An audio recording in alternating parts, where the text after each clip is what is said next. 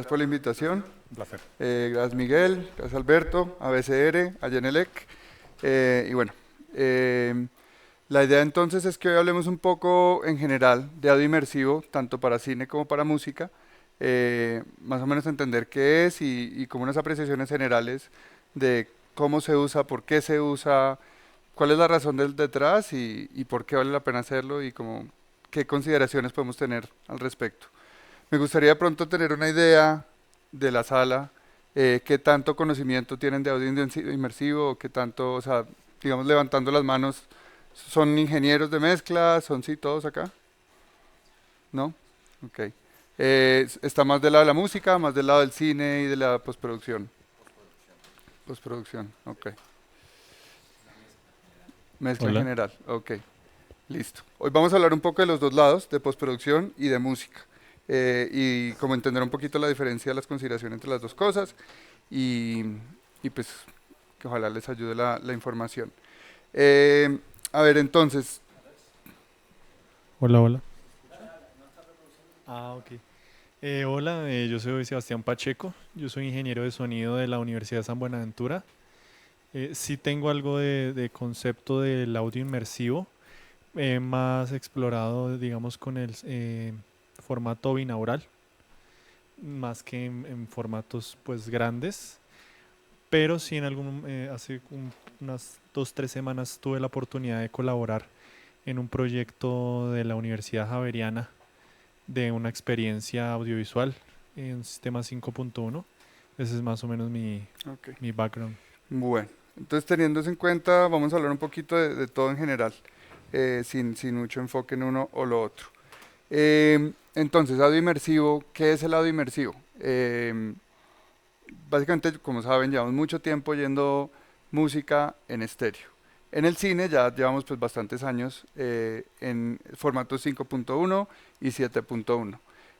Podemos decir que eso es un formato inmersivo como tal, pero de unos años acá, con la introducción de sistemas como Dolby Atmos y otros que existen, eh, se empezó a dar un tratamiento ya no basado en los canales, sino basado en objetos. Ese es como uno de los cambios más grandes que ha pasado en los últimos 5 a 10 años, digámoslo así, que empezó con el cine y ahora ya pasó a la música.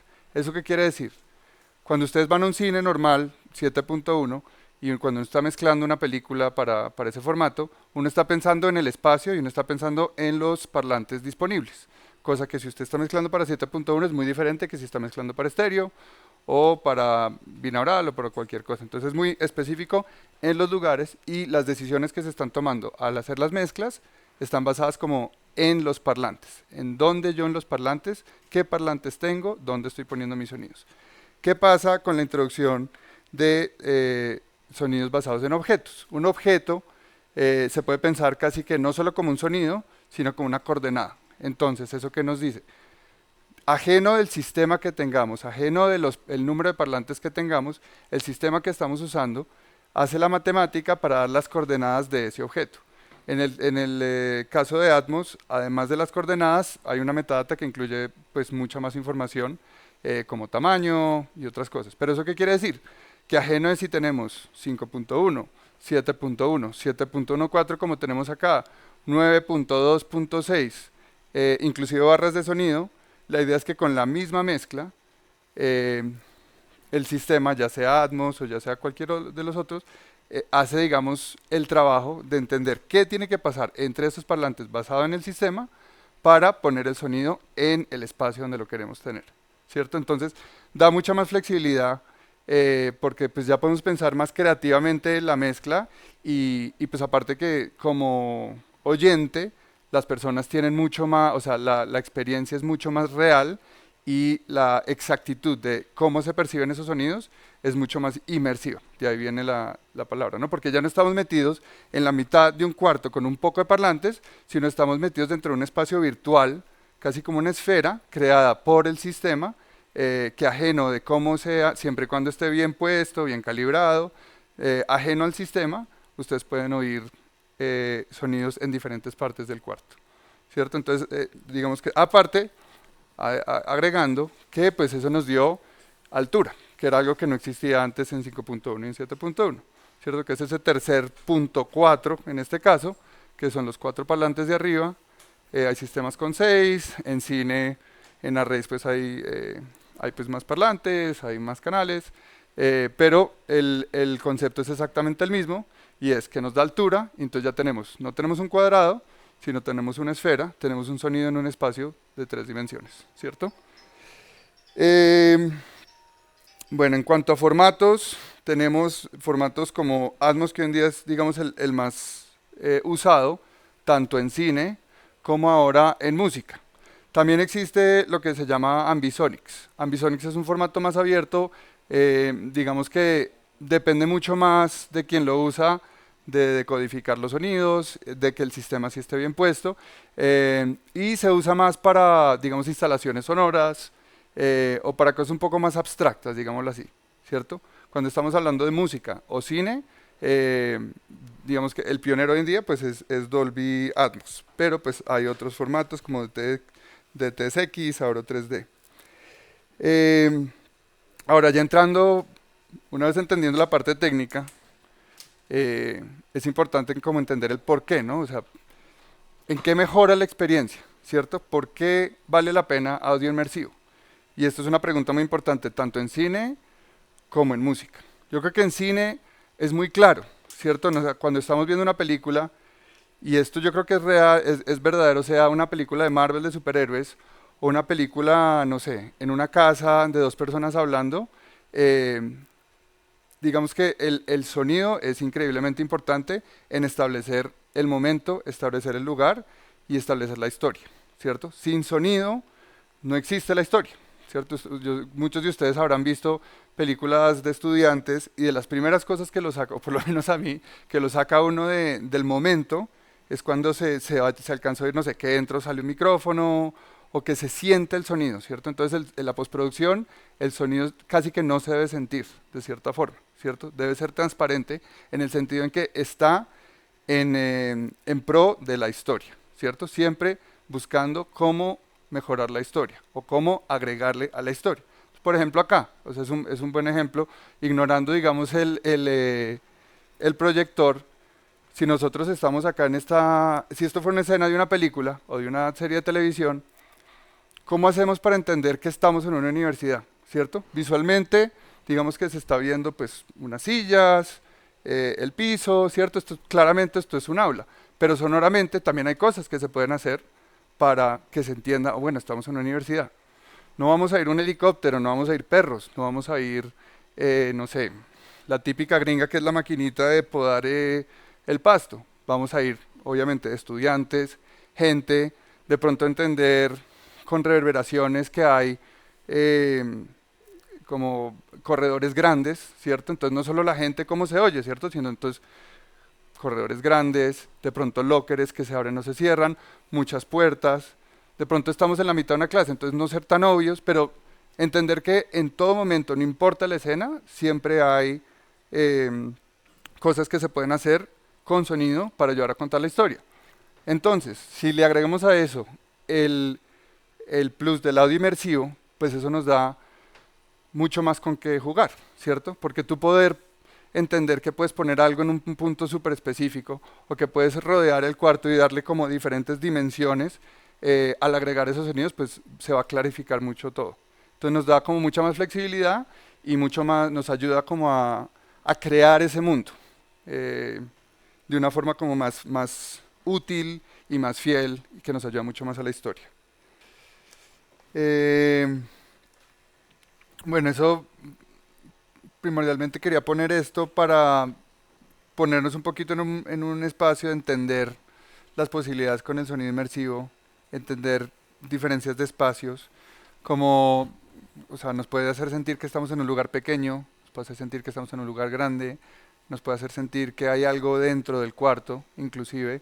Y esa es la idea, o sea, la idea es crear momentos y crear espacios, ¿cierto? El sonido inmersivo nos ayuda, especialmente en el cine, más que, y la diferencia entre 5.1, 7.1 a inmersivo, realmente nos ayuda a crear espacios y crear momentos, que creo que como diseñadores de sonido, como ingenieros de mezcla para cine, pues eso es casi que lo que más queremos, ¿no? Es crear momentos, contar historias y qué mejor forma de hacerlo transportando a la persona que está en el cuarto pues a diferentes sitios con unos parlantes, ¿cierto?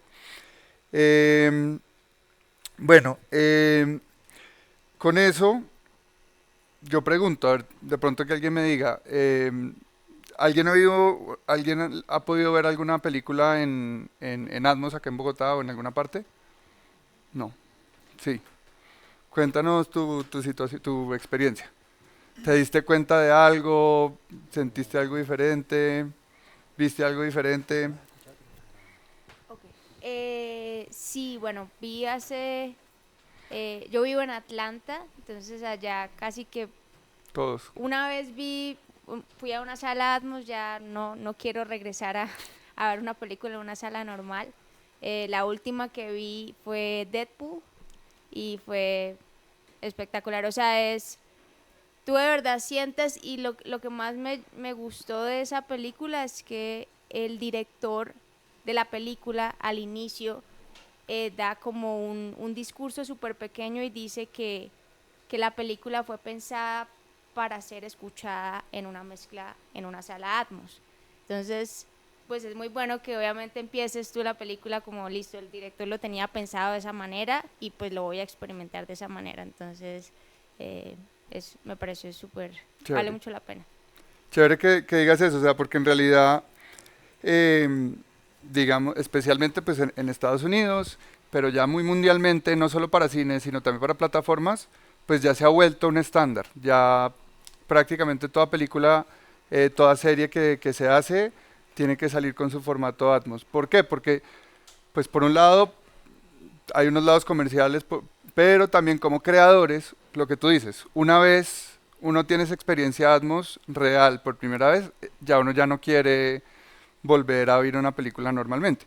Y eso que normalmente estamos oyendo películas en 7.1, o sea, no es que sean estéreo, pero realmente lo que tú sientes desde cualquier silla del teatro es completamente diferente. Los detalles, los movimientos y la sensación inmersiva se siente completamente.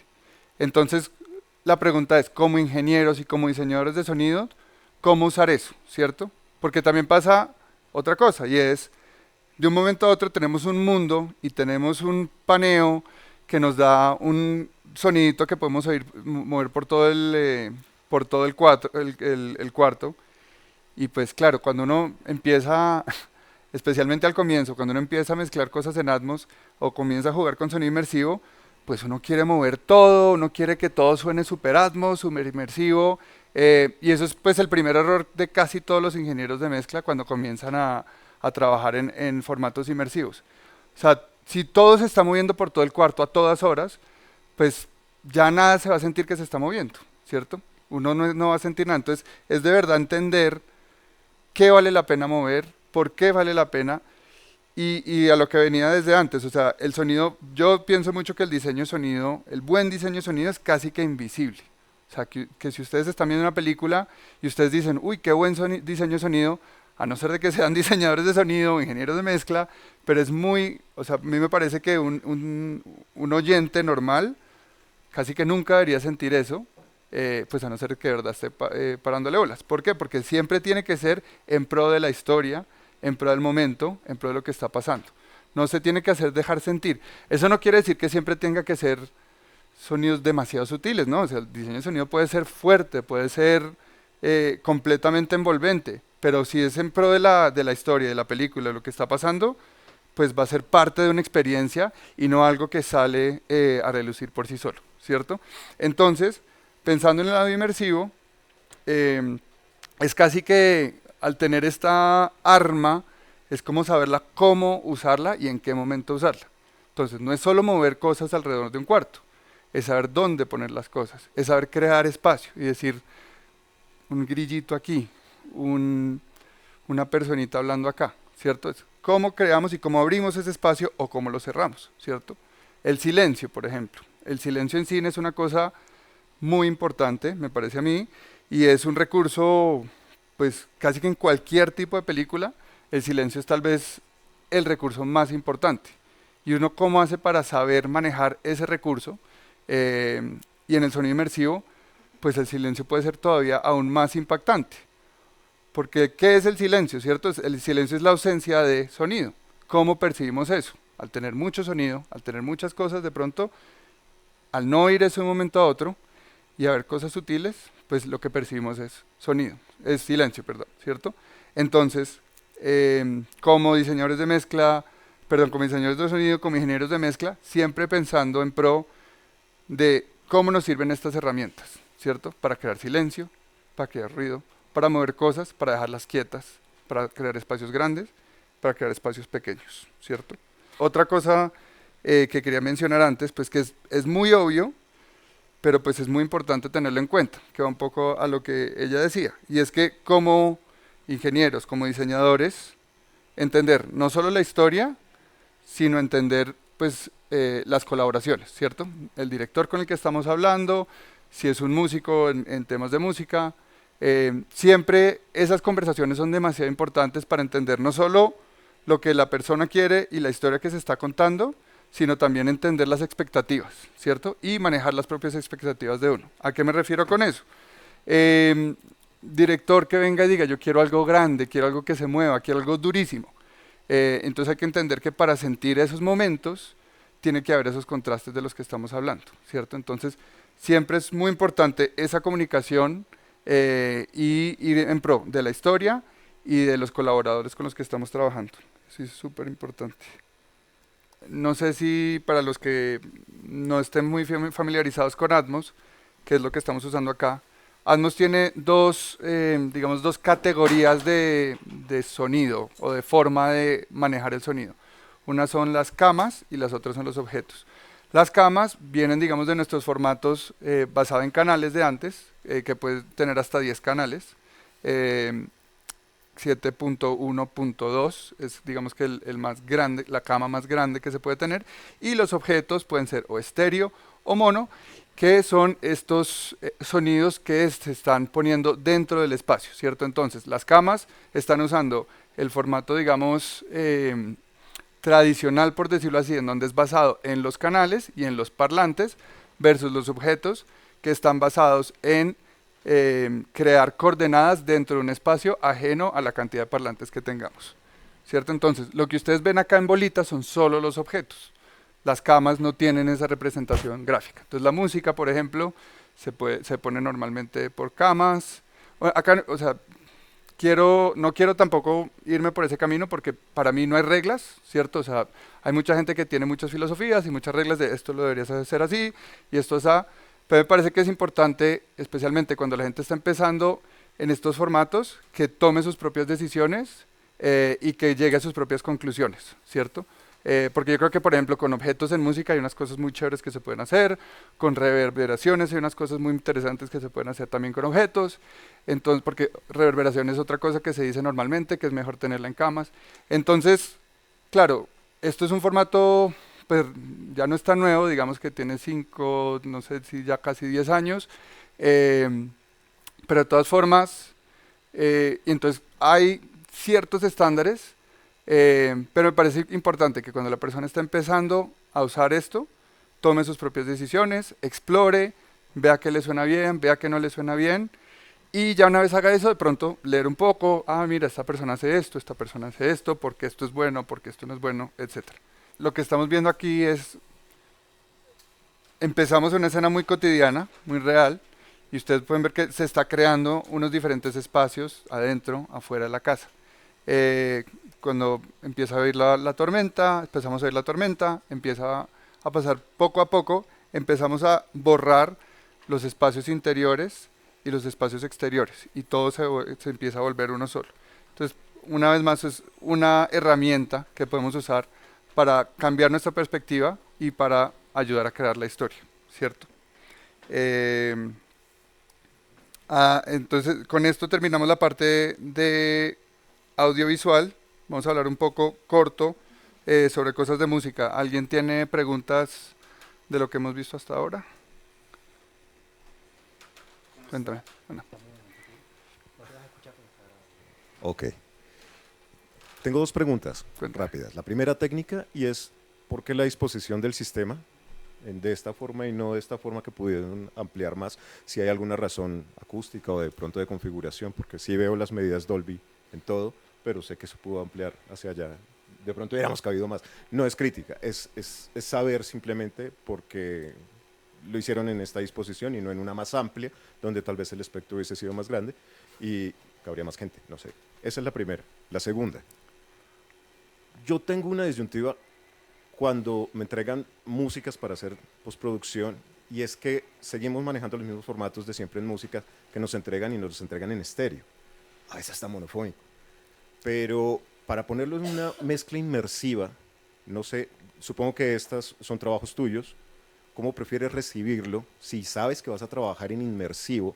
Porque además soy músico y yo cornista, estoy en medio de la orquesta normalmente y estoy inmerso y tengo todo alrededor, y me gustaría transmitir eso también en mezclas. Y cuando recibo una mezcla cerrada en estéreo, me molesta un poco, porque lo que quiero es también ampliar un poco y poner el oyente en el centro, y me causa un poco de, pues son sentimientos encontrados. Más fácil trabajar en una mezcla estéreo si me la entregan una música estéreo, pero sí ¿cómo lo trabajas tú? ¿Cómo prefieres recibirla? ¿Cómo te las entregan a ti? Y si te las entregan de un formato u otro, ¿cómo las incorporas en una mezcla en postproducción? Sí. Bueno, rápidamente la primera pregunta.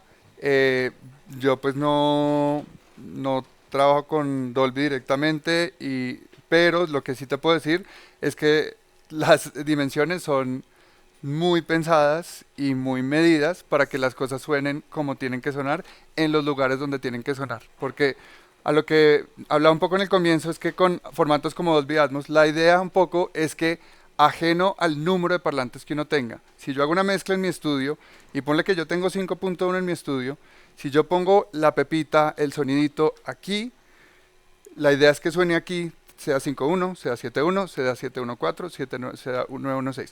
Para lograr eso, Dolby tiene unas especificaciones muy específicas de la proporción del cuarto, de dónde tienen, pues digamos que hay unos rangos de dónde tienen que ir los parlantes.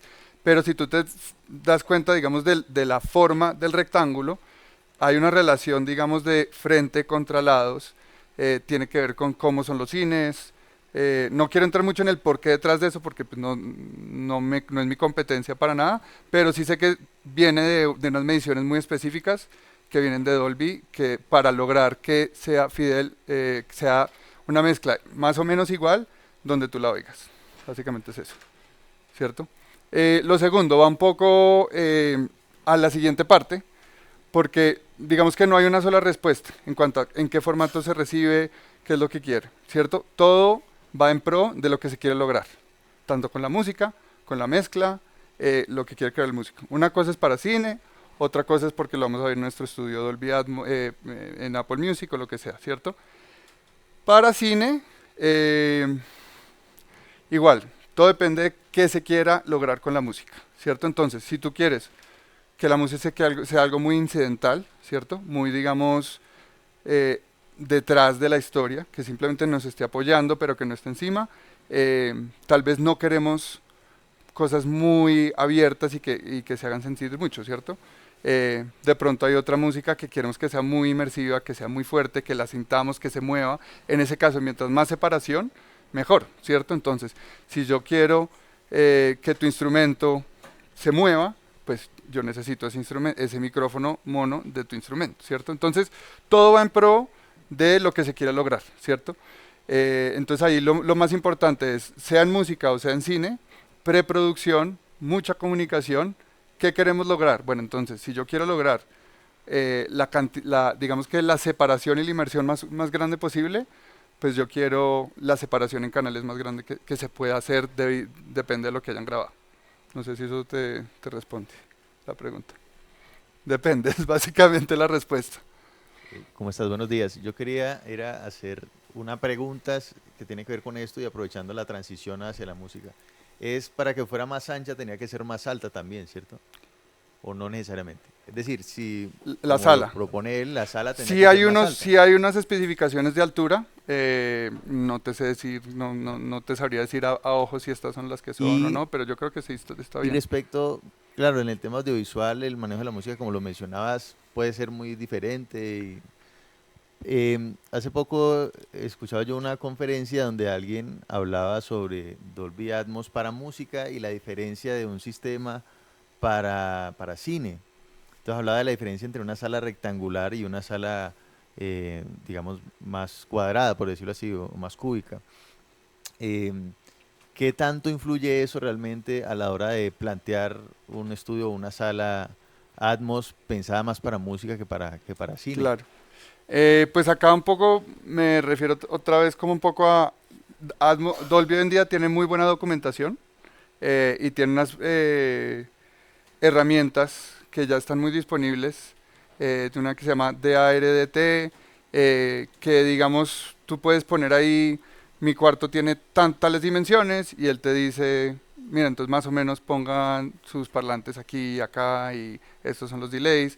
Entonces hoy en día yo te diría, si estás hablando usando Atmos, si eso es lo que estás hablando, pues referirte a la documentación. No sé si habrá de pronto otra charla con alguien de Atmos directamente que te pueda responder mejor la pregunta, ¿cierto? Gracias. Y la última, solo para terminar, ¿más adelante vas a hablar de algo de la traducción a binaural o no?